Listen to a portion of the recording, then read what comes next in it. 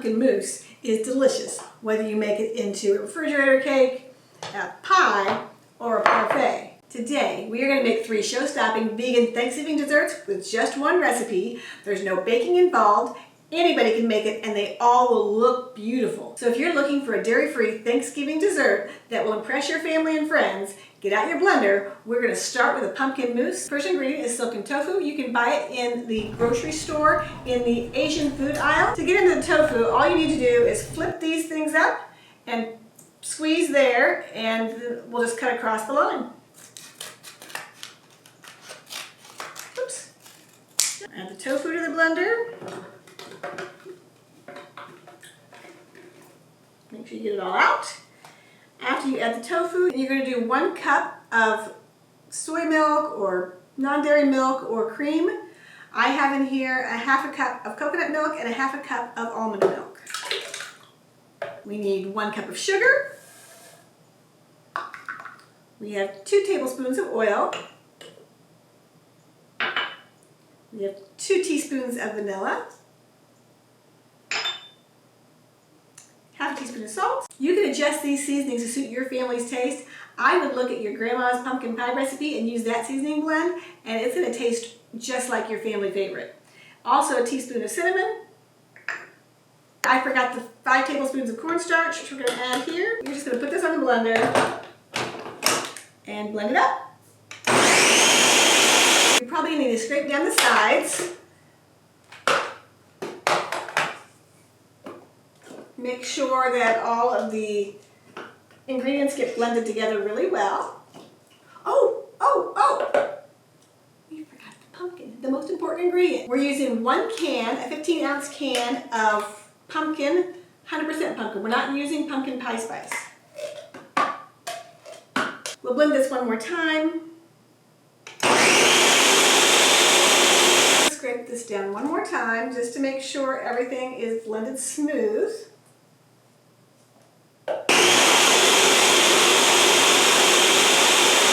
That's it. We're going to take it over the stove. We're going to cook it up like we would a pudding. We're going to cook this pudding on medium heat, and we're going to keep stirring it until it gets to boiling. Because we're using cornstarch, we need to get it to boil for about a minute before it's all done. And then we'll take it off and let it cool. Our pudding is all cooked, and we are going to put it into this container and stick it in the fridge to cool off before we whip it up into our mousse. Now, if you really wanted to, instead of putting this on the stove and cooking it like this, you could put it into a pie shell and bake it and make it into a fantastic pumpkin pie. But for today, we are going to make pumpkin mousse. I'm going to put this in the fridge. Our pumpkin pudding is all cooled off, and it looks a little chunky, but don't worry about it. We're going to put it into our KitchenAid, and we're going to blend it up. If you don't have a KitchenAid, don't worry about that. You can use a hand mixer, or you can use a whisk, but you have to use a lot of muscle for that one. All right, our pudding is done. It's beautiful. So there's our pudding. It looks great. We are going to fold into this some Cocoa Whip or some other vegan whipped topping that you might be able to find. Now, you don't want to whip this in with the whipping blade because it will deflate the whipped cream. We want the whipped cream to be nice and fluffy still. There we go. We're going to fold this into the pumpkin until we don't see any streaks. If you like whipped cream on your pumpkin pie and you like more whipped cream than pumpkin pie, this is definitely the dessert for you. Here we go. It's almost coming together. Now we have a couple of options. I'm going to show you the easiest, and then we're going to go to the fanciest toward the end. When you're making your parfait, you have lots of options for containers. You could use a fancy glass, which I don't own, and if you're serving lots of people, you probably don't have enough to serve everybody. So these plastic cups that you can buy at the store are really nice looking, and they make a really great parfait. If you want to go kind of rustic, you can put your parfaits into these cute little ball jars, and that will make a cute little parfait. So let's do that. You have a couple of options when you want to put the bottom of your parfait. We have some homemade granola, which would be great at the bottom of our parfait. And then we'll just put in our pumpkin. Now you want to be a little careful with this because you want, I'm not going to use this, because you want it to be pretty. You don't want it to be all messed up on the sides. So to avoid the sides getting all messy when you're making a parfait, it's nice to use a scoop like this, or a cookie scoop, or a ice cream kind of scoop. And that kind of keeps the sides clear. You might have to do 2 scoops. But then your sides are nice and clean. Same thing with your jar.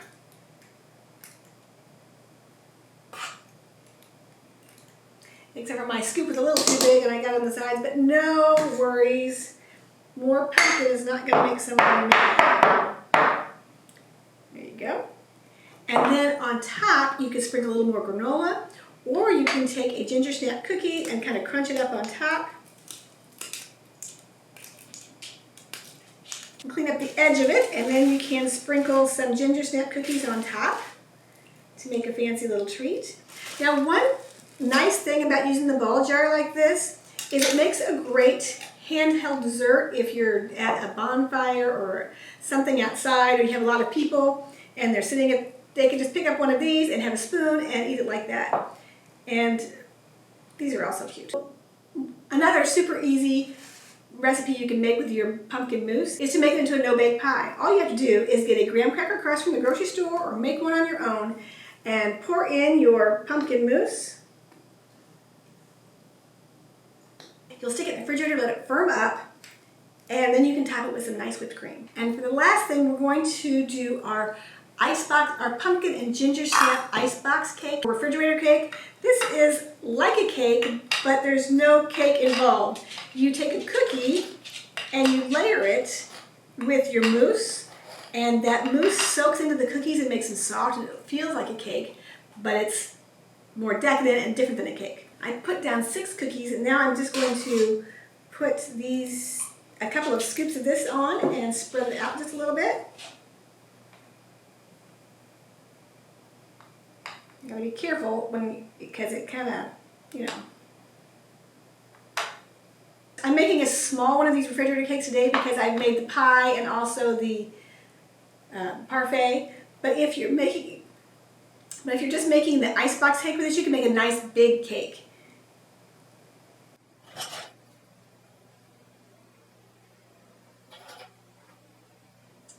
I just broke my hair. I just broke my milk and I can see it. All right, let's put it down. Another couple of scoops. Spread it out. You want to be careful when you spread it out because you don't want to mess up the, you want to mush everything out so it's not stacked neatly, okay? So keep it stacked. Now you can do this in a glass container so you can see it, and it'll keep it from spreading, but I kind of want to do the fancier one, and this makes me happy, so I'm doing it this way. Next, we're going to add on some more cookies.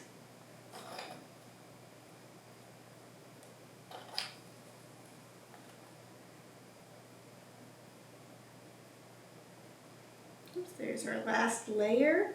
And on top of that, we can do a dollop of whipped cream.